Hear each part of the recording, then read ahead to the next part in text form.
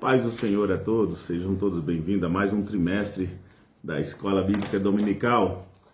Eu sou o presbítero Cícero, aqui da Assembleia de Deus, Jardim Botânico, em Brasília, DF, onde eu tenho a satisfação de ter como meu pastor, o pastor Sérgio Neri, e o meu superintendente, o pastor Wesley Luiz. Esse trimestre, essas 3 lições diz respeito à defesa da fé cristã, onde nós vamos combater as antigas heresias, que se apresentam com nova aparência, com nova roupagem. Essas lições, elas são maravilhosas e todo cristão deve aprender, deve ler e entender esses assuntos. Aqui temos como comentarista aqui o pastor Ezequias Soares, nesse primeiro trimestre de 2025, e ele traz algo maravilhoso aqui. Ele diz assim, no seu comentário: está preparado para ir contra a correnteza? Ele esboça aqui a história, ele faz um resumo da história de Daniel. A história de Daniel foi permeada por uma extraordinária fé depositada em Deus, acompanhada por 3 amigos. Ele ascendeu de capturado por Nabucodonosor, imperador da Babilônia, ao mais alto nível da administração pública. Eles não se limitaram a manter a devoção a Deus no âmbito particular. Em uma sociedade pluralista e antagônica à sua fé, se posicionaram contra a opinião geral e deram um testemunho público de grande destaque. Daniel, Sadraque, Mesaque e Abednego. Vocês lembram? Vivemos hoje em uma sociedade parecida, que tolera a prática do cristianismo no nível pessoal, e nas atividades religiosas na igreja, mas deprecia cada vez mais o testemunho público. E por isso que essa história tem uma mensagem tão forte para nós. Se Daniel e seus companheiros estivessem conosco hoje, estariam na vanguarda do debate público. Não se importariam em ir contra a cultura do politicamente correto para levar o nome de Deus, do seu Deus. E você? Está preparado para ir contra a correnteza? Então, o que estudaremos hoje? Nesse trimestre aqui, nós aprofundaremos no estudo das heresias e seitas que desafiam a igreja primitiva. Embora originadas no passado, essas doutrinas equivocadas continuam a ressurgir sob novas formas no contexto atual da igreja. Diante desse desafio, cabe à igreja defender a sã doutrina, refutar os falsos ensinamentos e proteger a integridade da fé cristã contra qualquer ameaça que seja. Vamos juntos aprender a palavra de Deus? Vamos? Glória a Deus!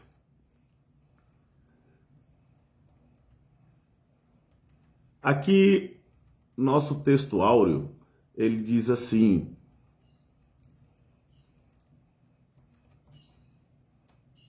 amados, procurando eu escrever-vos com toda a diligência acerca da comum salvação, tive por necessidade escrever-vos e exortar-vos a batalhar pela fé, que uma vez foi dada aos santos.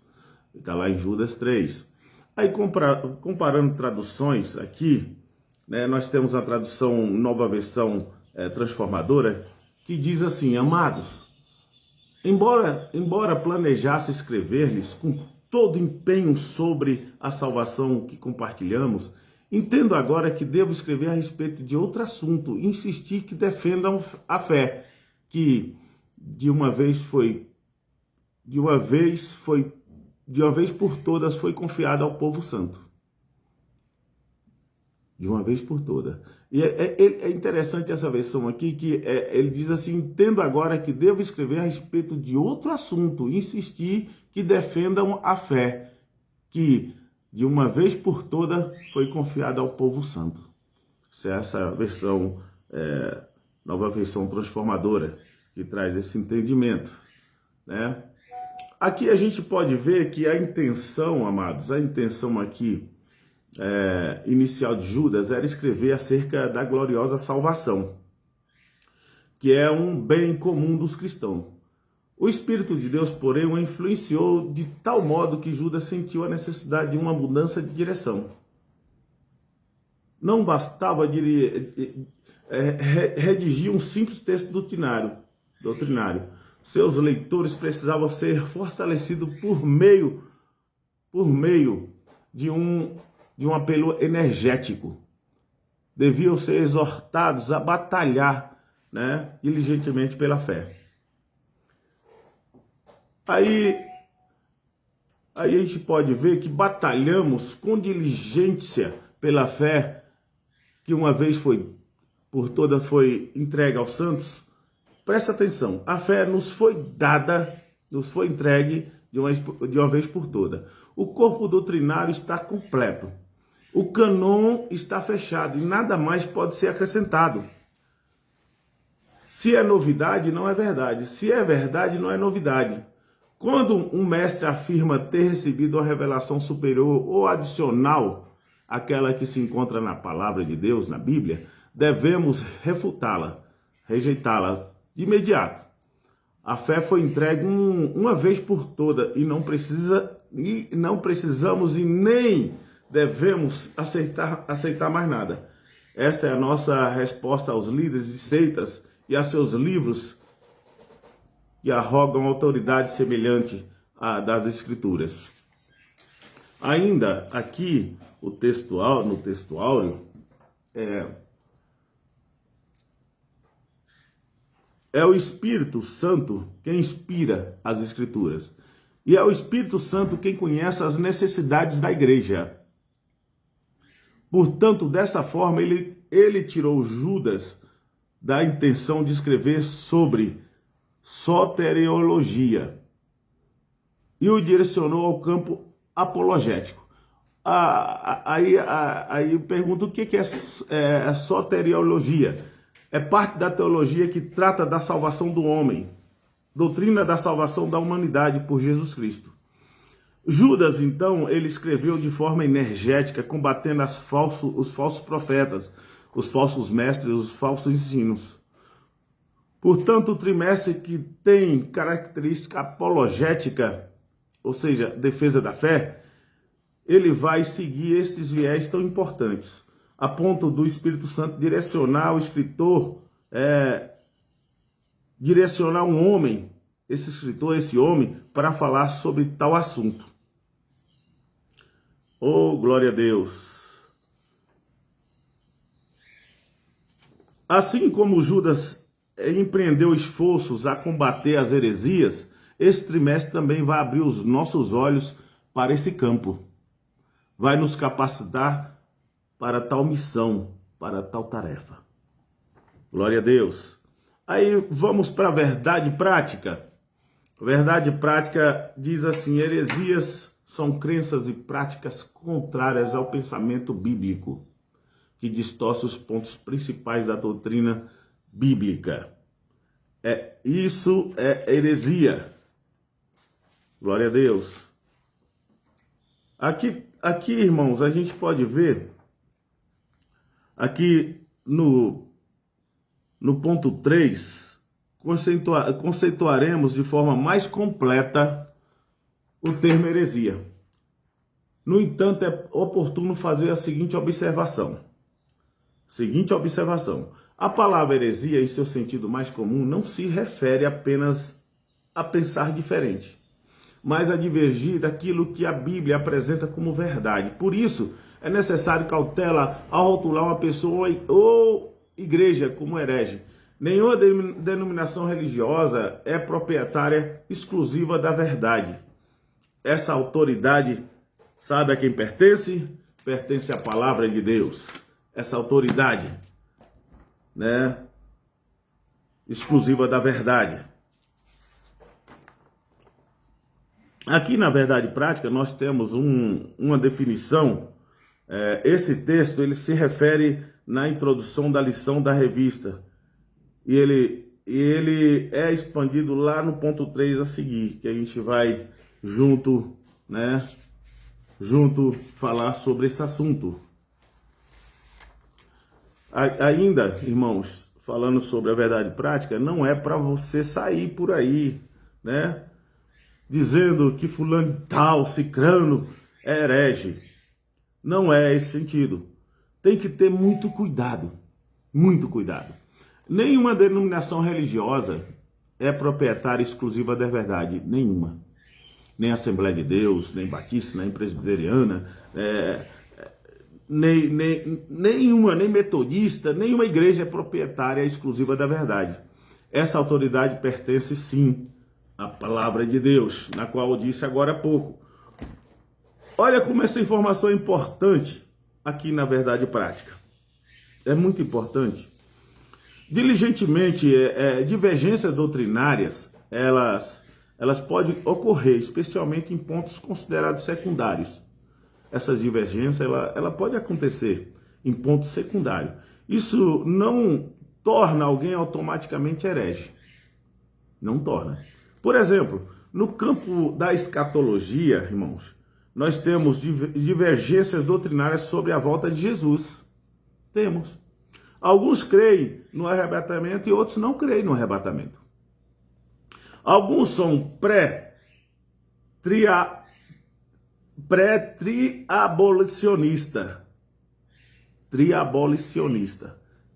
Crê que Jesus vai voltar antes da tribulação. Pré-triabolicionista.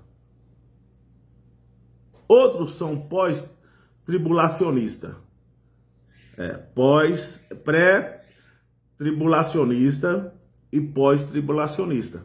Um crê que Jesus vai voltar antes da tribulação e outros depois. Crê que a igreja passará pela tribulação, esses pós-tribulacionistas. Então, nenhum nem outro é herege, mas são divergentes na doutrina, né, em assunto secundário. De forma que eu não posso chamar o meu irmão calvinista de herege.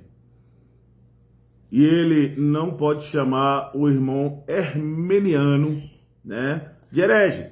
Porque todos creem na salvação pela graça por meio da fé em Cristo Jesus, glória a Deus.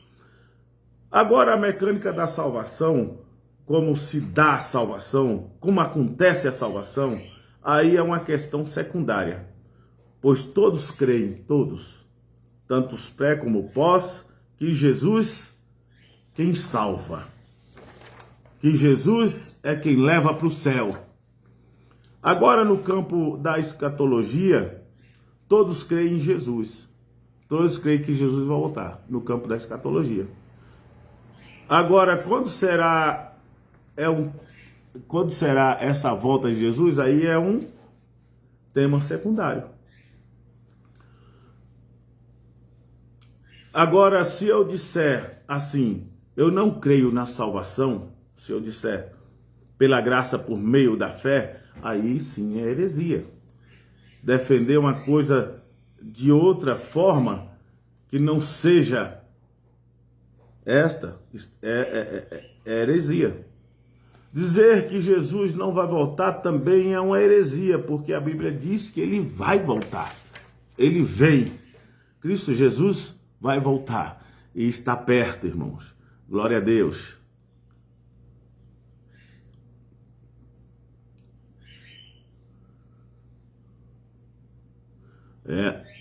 E não esqueça, antes de chamar alguém de herege, irmão, ou classificar a igreja como seita, o critério de avaliação deve ser a palavra de Deus. E não as tradições ou crenças particulares da nossa própria comunidade de fé. Aí vamos para o primeiro ponto aí da lição, que tem por título aí, glória a Deus, esse primeiro ponto que tem por título os cuidados pastorais, está lá em Atos 20, 28, os cuidados pastorais. A lição diz, os anciões, mencionado versículo 17, são chamados de bispos nessa passagem.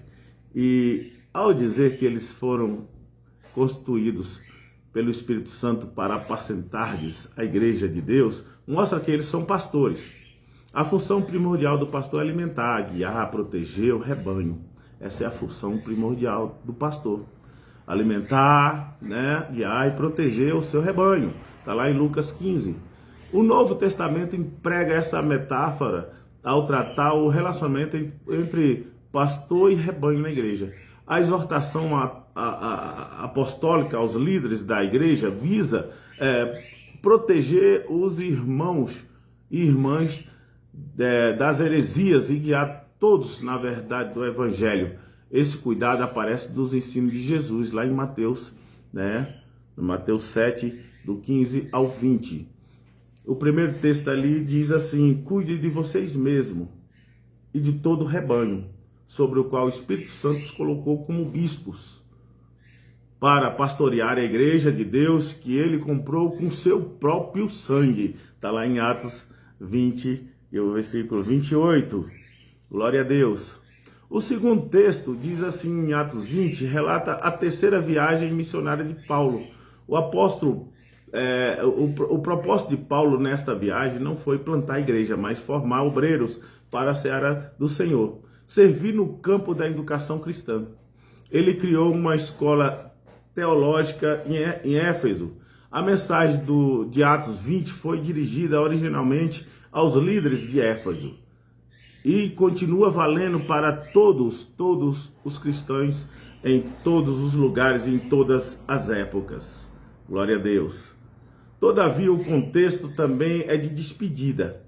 Esse contexto de Paulo ali. Paulo está reunido com os presbíteros de Éfeso para transmitir-lhes suas últimas instruções. Por fim, vamos a uma breve explicação. Essa breve explicação diz assim: em primeiro lugar, Paulo dá um encargo aos presbíteros Efésios, né, de Éfesos, que deve assumir as responsabilidades pastorais na igreja local. Ele começa por lhes dizer que cuide de si mesmo, ou seja, eles devem ser exemplos espirituais para os membros da igreja. Isso é maravilhoso, irmão, ser exemplos espirituais para os membros da igreja. Infelizmente, a gente tem visto aí tantos líderes que não são exemplo de nada. Glória a Deus pelo local onde nós professamos nossa fé. Que Deus abençoe a nossa igreja, os nossos líderes. Primeiro, o líder precisa cuidar de si mesmo antes de cuidar do rebanho de Deus. Importante.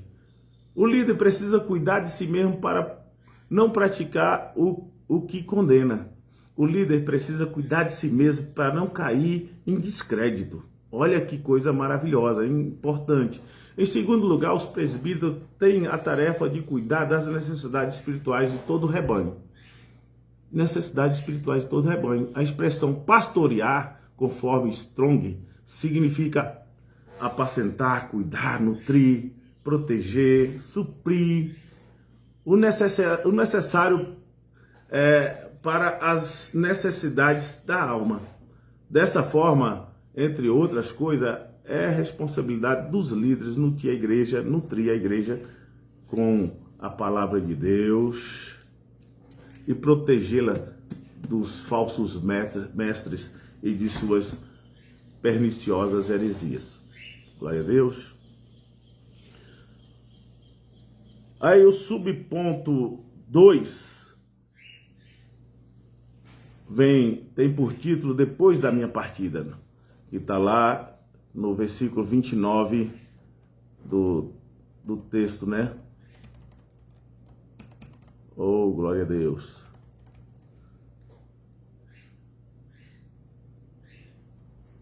Depois da minha partida, no versículo 29, porque ele diz assim no versículo 29, é interessante a gente lembrar, porque eu sei isto, que depois da minha partida entrarão no meio de vós lobos cruéis, que não perdoarão o rebanho. A lição diz, essa expressão é uma expressão profética, pois o apóstolo não está apenas se referindo à sua morte, mas também ao avanço dos hereges no seio da igreja depois do período apostólico, no futuro. Vocês entendem? Lá na frente. Paulo estava preocupado já depois da sua partida, da sua morte. Paulo usa uma linguagem metafórica para identificar os falsos doutrinadores. Lobos cruéis ou lobos vorazes. Essa é a linguagem que ele usa para identificar esses falsos doutrinadores. Ele usa essa metáfora de lobos cruéis ou lobos ferozes. Glória a Deus. O primeiro texto. Vamos lá para primeiro. O texto. Sei que depois da minha partida, lobos ferozes penetrarão no meio de vocês e não pouparão o rebanho. Está lá em Atos 20, o versículo 29. Em segundo lugar, destaca-se aqui uma síntese das principais heresias que assolam a igreja primitiva. Aí a gente pode ter aqui uma síntese das principais heresias que assolaram a igreja lá no início, primitiva. A gente pode ver o gnosticismo do século II, né, liderado por Valentim. Ele pregava que o mundo material foi criado por um demiurgo inferior e a salvação era obtida pelo conhecimento secreto. Gnose. Também aqui a outra heresia que assolara a igreja primitiva. Glória a Deus. Docentismo, lá do século I, defendido por Cerinto, afirmava que Jesus apenas parecia ter um corpo físico, negando sua encarnação verdadeira. Outra heresia, o marcionismo, por volta de 144 depois de Cristo, fundada por Marcion de Sinope, fazia uma separação radical entre o Deus do Antigo Testamento, no julgamento, e do Novo Testamento, o amor, rejeitando o Antigo Testamento. Olha como é que pode, né?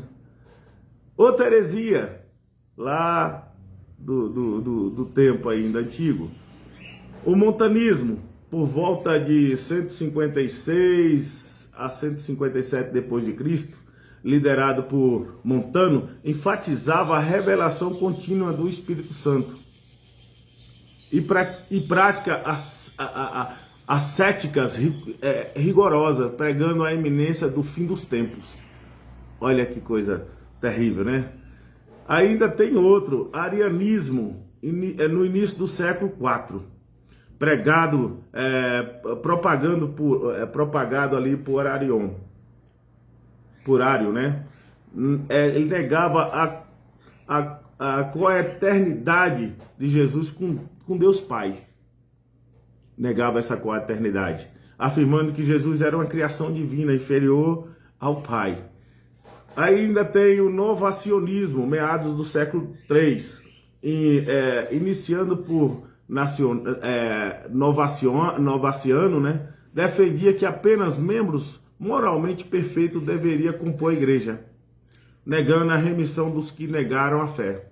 Ou seja, se a pessoa saísse da igreja ali, não tinha mais como ser redimido, não tinha mais como voltar. Podia voltar, mas não fazia parte ali da igreja mais, né? Tinha que ser moralmente perfeito, só aqueles moralmente perfeitos que deveriam compor a igreja. Isso do século III. Ainda tem o pelagianismo, final do século IV e início do século V, proposto por Pelágio, né? Negava o pecado original. Olha que terrível. E a necessidade da graça divina para a salvação, defendendo que o livre-arbítrio bastava para uma vida sem pecado. Glória a Deus. Vamos lá para o subponto 3, a origem dos falsos mestres. Está lá no versículo 30. Ainda vamos lá no versículo 30, que diz assim: e que dentre vós mesmos se levantarão homens que falarão coisas perversas para atraírem os discípulos para si. Olha que coisa. A lição diz, 2 pontos surpreendentes dessa parte do discurso nos chamam a atenção. Primeiro, os lobos ferozes surgem de dentro da própria igreja. dentre vós mesmo. E segundo, se levantarão homens que falarão coisas perversas para atrair outros discípulos após si. Aqui, primeiro, o texto, né? E dentre vós mesmo se levantarão homens que torcerão a verdade. Pegará a verdade e aí transforma em mentira, né? A fim de atrair os discípulos. Está lá em Atos 20 e 30. Segundo aqui uma explicação. A metáfora dos lobos atacando o rebanho é uma figura dos falsos mestres que entrarão na igreja para enganar os membros e desviá-los da fé. Tanto Pedro como Judas se opõem aos falsos mestres e zombadores que entram furtivamente na igreja para desviar o povo pelo caminho, o povo do caminho. Eles entram ali sorrateiramente para desviar a atenção e aqueles que estão mais fraquinhos. É como aquelas coisas que a gente vê às vezes, aquela manada indo a determinado lugar para pegar água e vem aqueles outros bichos devoradores e pega aquela presa que está menos preparada. Então portanto, eu vou falar logo aqui, é interessante você buscar na palavra, se encher do Espírito Santo. É interessante que você está afinado, você lê. E a dúvida, vai lá na igreja, vai lá no pastor e procura o pastor. Pastor, estou com dúvida sobre isso, e tira a sua dúvida, para você não ser uma presa fácil, né? Glória a Deus. Ainda diz aqui, dentre vós mesmos, não apenas os falsos mestres se infiltrarão entre os membros da igreja, comparar com Judas 4, mas mesmo dentro da igreja, né, o perigo da heresia é real. Veja lá em 1 João 2, 18 e o versículo 19 também, né, você vai ver isso aí lá. Algumas pessoas na igreja se tornam falsos profetas, que algumas vezes se disfarçam de anjos de luz. Está lá em 2 Coríntios 11, 14. Olha, se tornam falsos profetas, a ponto de se tornar anjos de luz. Elas de propósito, elas lutam para desviar os crentes da verdade do evangelho. Tem que ter cuidado, irmão, tem que vigiar. O tópico 2 da lição tem por título o que é apologética. O subponto 1 do tópico 2 está lá em 1 Pedro 3,15. A lição diz: apologética cristã, né, é a defesa lógica e racional da fé cristã e de suas práticas doutrinárias. O termo vem do substantivo grego apologia, que literalmente significa defesa, significa resposta. Glória a Deus. A palavra apologia vem do grego e significa dar uma defesa. Assim, a apologética cristã é a ciência que visa defender a fé cristã. Existe uma quantidade significativa de céticos que duvidam da existência de Deus. Uma quantidade significativa, eles duvidam da existência de Deus. Ou atacam a crença no Deus da Bíblia. Além disso, há críticos que questionam a inspiração e inerrância das Escrituras. E falsos mestres que promovem doutrinas errôneas e negam as verdades fundamentais da fé cristã. O objetivo da apologética cristã é combater esses movimentos e promover, irmãos, a verdade revelada em Cristo Jesus. O versículo-chave para a apologética cristã é provavelmente lá em 1 Pedro 3, 15 a 16, que diz assim: antes santificai a Cristo como Senhor em vosso coração, estando sempre preparados para responder a todo aquele que vos pedir razão da esperança que há em vós, fazendo todavia com mansidão e temor. Não há, irmão, justificativa para um cristão ser completamente incapaz de defender a sua fé. Não há justificativa nenhuma. Todo cristão deve ser capaz de oferecer ao menos uma apresentação razoável da sua fé em Cristo. Embora não seja necessário que todos sejam especialistas em apologética, não é necessário. É essencial que cada cristão saiba o que acredita, por que acredita, como compartilhar sua fé e defendê-la contra mentiras e ataques. É interessante. Aí é interessante, a gente vai lá, algumas perguntas, né, que a gente escuta por aí a respeito da defesa da fé. A gente tem que saber. Por exemplo, como você sabe que Deus existe? Como você sabe que Deus existe? A resposta, irmãos, está lá em Romanos, né, 1, do versículo 19 ao 20. Eu não vou ler aqui para não tomar muito tempo, mas você vai pegar como referência e vai depois ler. Como você sabe que Deus existe? Romanos 1, 19 a 20. Por quê? Porque você acredita na Bíblia. Vai lá em 2 Timóteo 3,16. Porque Jesus é o caminho, né, o único caminho para Deus. Porque Jesus é o único caminho para Deus. Vai lá em João 14,6. Como você sabe que Jesus ressuscitou? Vai lá em 1 Coríntios 15, o versículo 3 ao 8. Por que acreditamos que Jesus é Deus? Vai lá em João 10, 30 e também em João 1, no versículo 1 e 14. Se não podemos ver Deus, como sabemos que Ele está presente? Vai lá em Hebreus 11, 1. Por que acreditar na Trindade se ela não é mencionada na Bíblia? Vai lá em Mateus 28, 19. Aí, irmãos, essa apologia, essa defesa da fé, é uma defesa verbal. Você tem que falar, né? Afirmar ou argumentar esse discurso em defesa da fé. Aqui são alguns exemplos, mas tem muitos mais exemplos na palavra de Deus. Glória ao Senhor Jesus.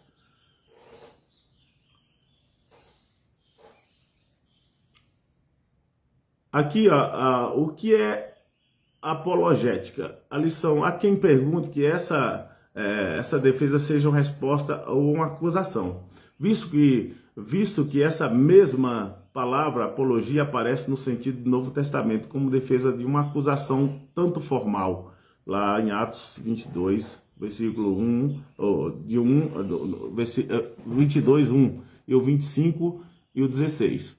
Como informal, ela aparece também de forma informal, lá em 1 Coríntios 9, 3, e também em 2 Coríntios 7, 11, e também em Filipenses 1, 7 ao 16. O versículo 16 fala do bom testemunho cristão que serve para provar a inconsistência das acusações contra os cristãos. Mas não parece ser esse o caso, porque a defesa, resposta ou explicação nessa passagem é sobre a razão da fé dos cristãos. Isso diz respeito à doutrina cristã. Portanto, irmão, esteja sempre preparado para responder a qualquer pessoa que lhes pedir a razão da esperança que há em vocês. Glória a Deus. Esteja sempre preparado. Glória a Deus. O subponto 3. Por que devemos combater as heresias? Por que devemos combater as heresias? Está lá no 3, no versículo 3, 16. A Bíblia diz: para defesa própria. 1 Timóteo 4,16. Os cristãos devem estar informados daquilo que vários grupos ensinam e saber a forma de refutá-los biblicamente. B, né? Porque devemos combater as heresias. Aí eu estou trazendo aqui por letra. A letra A aqui, para defesa própria. B, para ajudar os outros na compreensão da própria fé, principalmente os que rejeitam pontos fundamentais da fé cristã. E muitas vezes de forma inconsciente, pois sabemos que existem muitas pessoas sinceras, as quais buscam a servir a Deus e precisam conhecer a sua palavra. Está lá em Tito 1:9. Aí alguns motivos complementares. Defesa própria. Várias entidades religiosas, irmãos, eles treinam seus adeptos para ir de porta em porta e à procura de novos aderentes. Algumas vezes eles são especialistas em trabalhar com os evangélicos, principalmente os novos convertidos. Os cristãos devem se informar acerca do que os vários grupos ensinam. Só assim poderão refutá-los biblicamente. Está lá em Tito, 1:9. Vejamos o que ensinam os adventistas. Por exemplo, temos uma obra a fazer. Eles ensinam assim: temos uma obra a fazer por ministro de outras igrejas. Deus quer que eles se salvem. Nossos ministros devem buscar aproximar-se dos ministros de outras denominações. Isso está na carta deles lá, em Testemunhos Seletos, volume 2, parágrafo 386, segunda edição, de 1956. Então, irmãos, eu tive um dia desse, fui abordado por um casal. Muitas das vezes é um casal e eles vêm sorridente, tudo, com aquele panfleto, com aquela educação, que eu recomendo essa educação para nós quando for levar a palavra para outros, né? Eles vêm com aquele, e ainda pergunta: você sabe que isso aqui vai terminar um dia? Ele perguntou para mim antes de entregar o panfleto. Aí eu disse assim: sei que vai terminar, mas vai continuar na glória, para aqueles que é lavado e remido no sangue do Cordeiro. Eu disse assim. E aí, eu já vi que você conhece a palavra. Eu falei: conheço. E ela está aqui dentro. O Espírito Santo de Deus me move. E ele me enche. Oh, aleluia. E aí eles ficaram assim um pouco sem chão e tudo. E me desejou um bom dia e foi embora. Irmão, esteja alicerçado. Esteja sempre com a palavra de Deus, né? Abrindo, lendo, entendendo. Isso é importante, né? E para que também? Outro, para a proteção do rebanho, irmão. Para a proteção desse rebanho, né? Esse é outro motivo complementar para a proteção do rebanho. Um rebanho bem alimentado não dará problema. Devemos investir tempo e recurso na preparação dos membros da igreja. Aí é onde eu vejo o meu líder, né, pastor Wesley e tantos outros ali postando a escola bíblica dominical na semana, trazendo ali, né, trazendo ali os versículos, trazendo ali um entendimento para que a gente fica mais fácil de entendimento da escola bíblica. Eu vejo quanto meu pastor se preocupa. Então, essa é a proteção do rebanho. Esse é um rebanho bem alimentado, né? E é tempo que eles investem tempo, né, na preparação desses membros, principalmente aqueles que vão batizar, aqueles que estão se preparando, né? Outro fator também é a evangelização. Na evangelização, o fato de conhecermos o erro em que se encontram os membros de seita, eles estão no erro, nos ajuda a apresentar-lhes a verdade que necessitam. Entre eles se encontram muitas pessoas sinceras que precisam se alimentar e conhecer a palavra de Deus, a palavra genuína. Os adeptos de seitas também precisam do evangelho. Se estivermos preparados para abordá-los, preparados. Para preparar, você tem que jejuar, orar, buscar a palavra, a direção de Deus. Não é qualquer forma, não, né? Para abordá-los e demonstrar a verdade em sua própria Bíblia. Na Bíblia dele mesmo mostrar a verdade. Poderemos ganhá-los. Aí sim a gente pode ganhá-los para Cristo. Outra é missões. Desempenhar o trabalho de missões requer muito mais que deslocar-se de uma região, né? De uma região para outra. ou de um país para outro. Precisamos conhecer a cultura onde vamos semear o evangelho. Junto à cultura, teremos a religiosidade nativa. Conhecer antecipadamente tais elementos nos dará condições para alcançá-los adequadamente. Isso me remete lá a lições anteriores, na qual nós tratamos sobre esse assunto, né? Maravilhoso. Glória a Deus. Vamos lá para o terceiro tópico. O que são heresias? O que são heresias, amados? Aí o subtópico 1 diz assim, seitas e heresias. A lição diz, a palavra aereses no Novo Testamento grego é traduzido como seita. Tem algumas referências em Atos 5, né? No 15, no 24, no 28. E heresias em 1 Coríntios 11, em Gálatas 5, em 2 Pedro 2, 1. É verdade que o cristianismo, irmãos, é verdade que o cristianismo lá atrás também ele foi chamado de seita. Mas por não cristãos, pessoas que não conheciam a verdade do evangelho de Cristo e que se opunham a ele, né? Não conhecia, se opunham a ele e chamavam de seita. Está lá em Atos 24, né? E no 28. A palavra seita é usada para designar as religiões heterodoxas.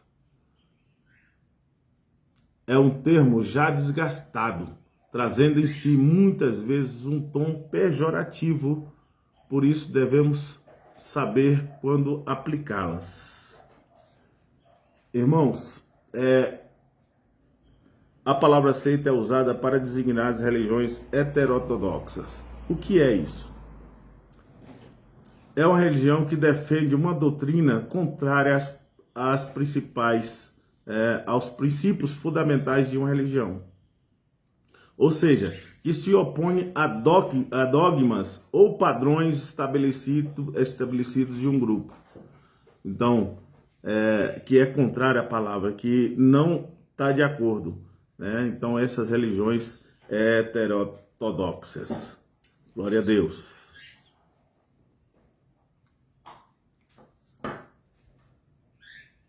A palavra seita é usada para designar essas religiões.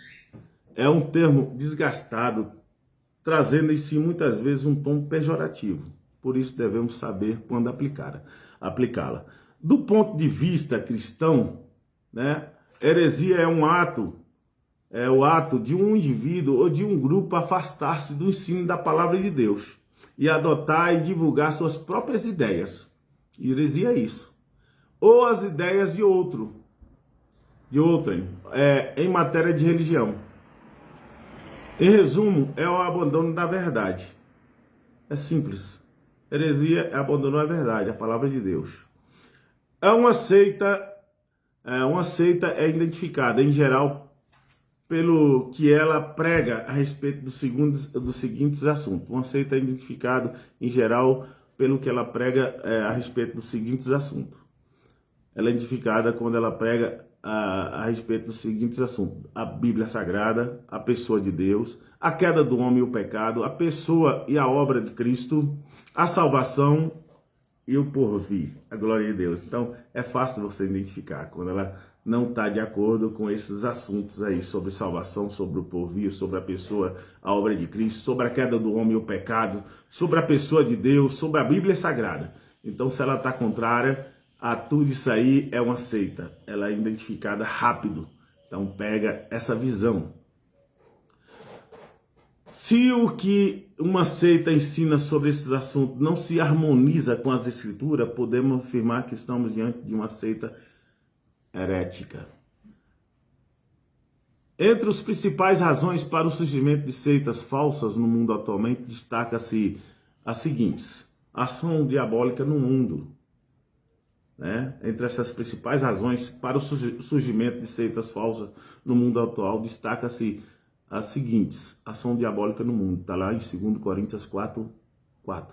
Ação diabólica contra a igreja, está lá em Mateus 13, 25.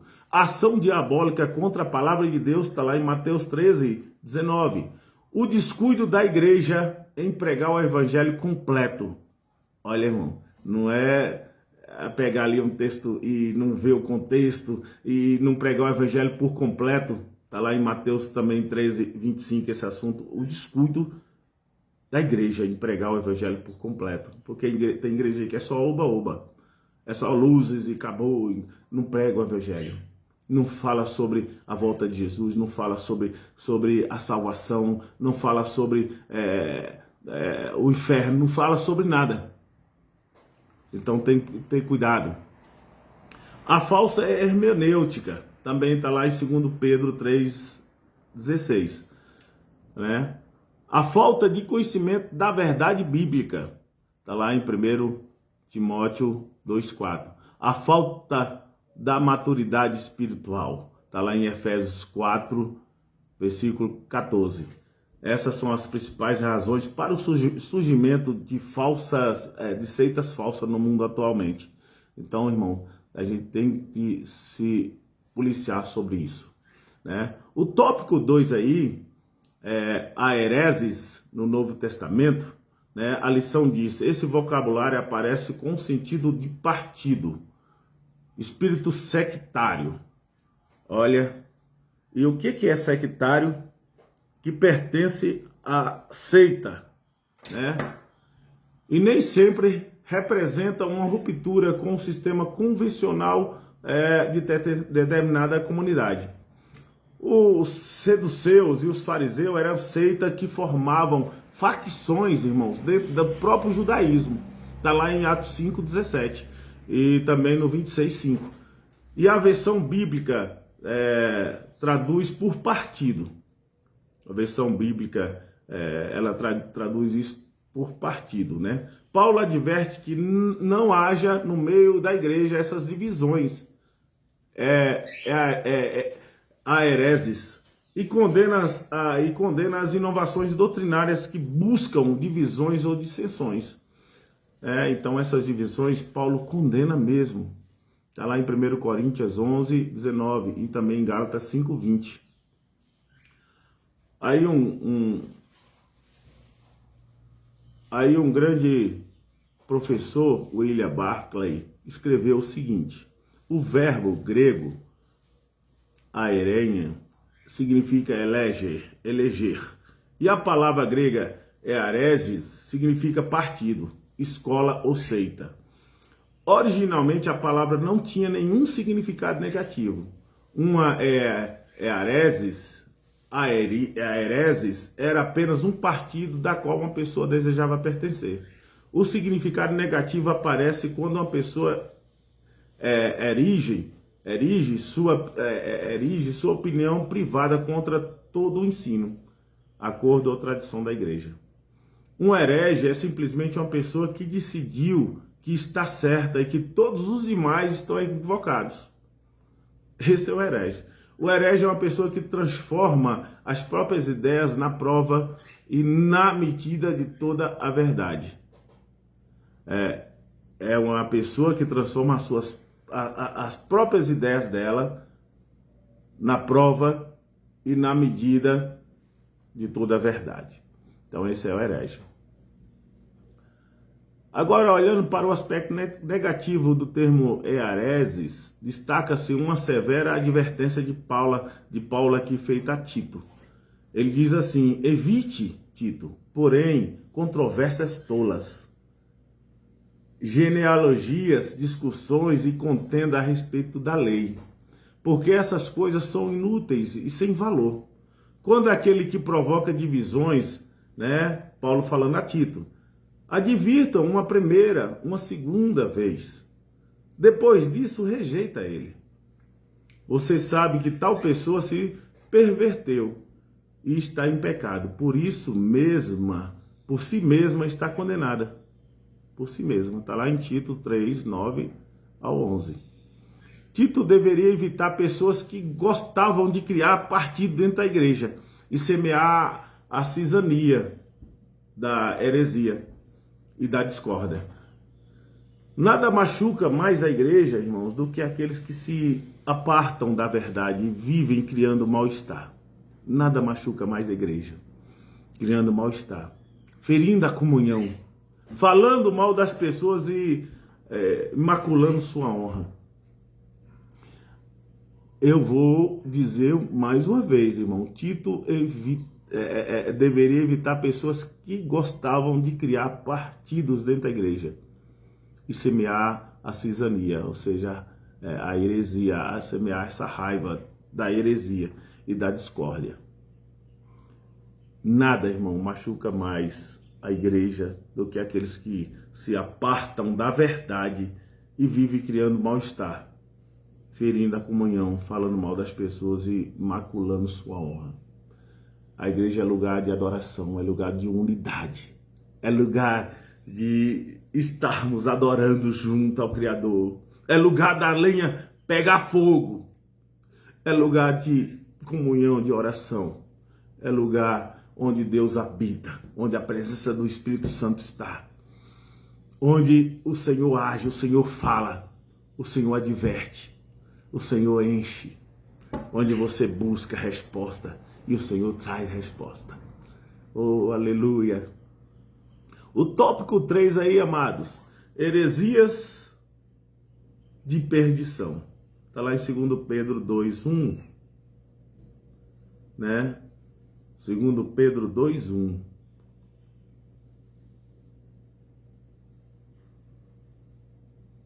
Aqui, irmãos, a gente pode ver que a lição diz, é nessa passagem que a hereses apresenta o sentido de erro doutrinário como a heresia, propriamente dita. No campo teológico que nós conhecemos hoje, no campo teológico que nós conhecemos hoje, as heresias distorcem os pontos principais da doutrina cristã no que diz respeito a Deus, Trindade.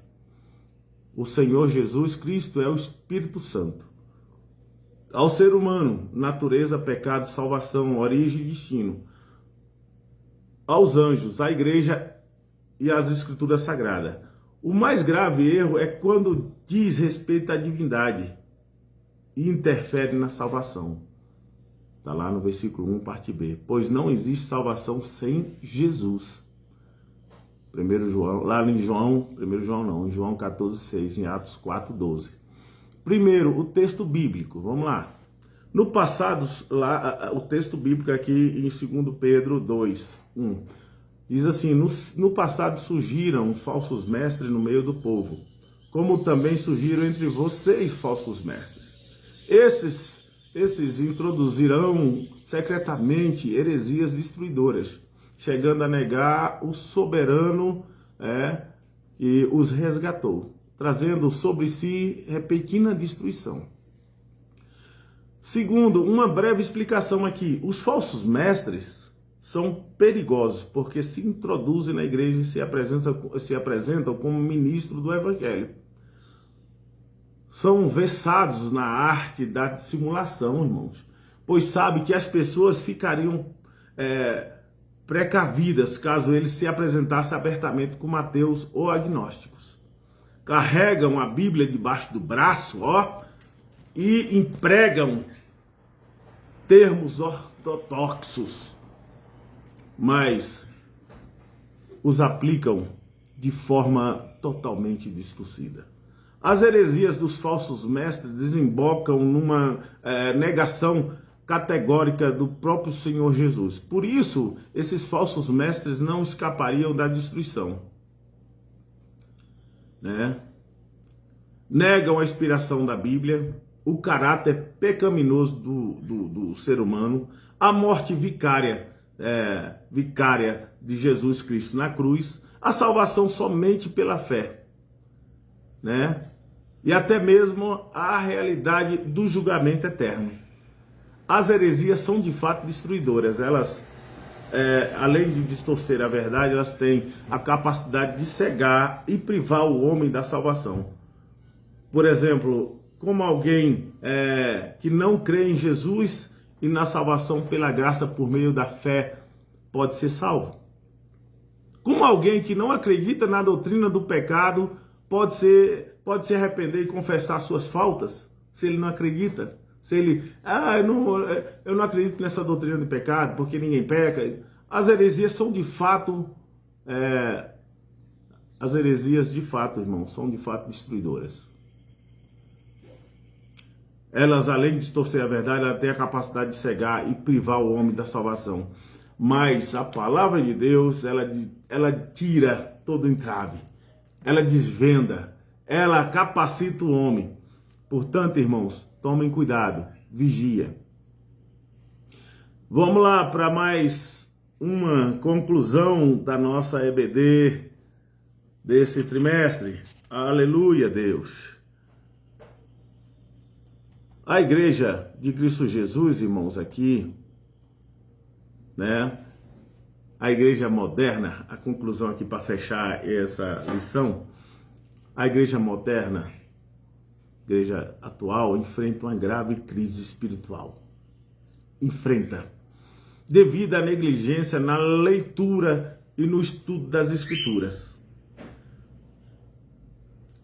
Ela vive uma crise espiritual devido à negligência, devido àqueles que não querem ler a palavra. O pastor Wesley, aqui na nossa igreja, ele tem postado aí para a gente ler a palavra de Deus esse ano. Ele está sempre postando e está acompanhando junto ali. E isso é maravilhoso, irmão. Não perca essa oportunidade de ler a palavra de Deus, né?